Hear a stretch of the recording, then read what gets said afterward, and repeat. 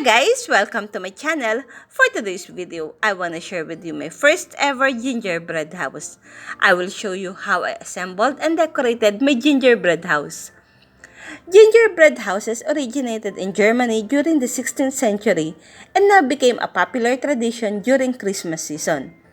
Some says that Christmas is not complete without a gingerbread house. I visited IKEA and bought VINTERSAGA Gingerbread house, Dr. Oetker, icing and baking glue for a total of 53 dirhams or $14. Yes, with just 3 ingredients, you can make a beautiful gingerbread house. VINTERSAGA Gingerbread house is Sweden's most iconic Christmas decoration. It is a model house made of baked gingerbread. Those who comment on my last video, your shout out is at the end of this video. Please enjoy watching.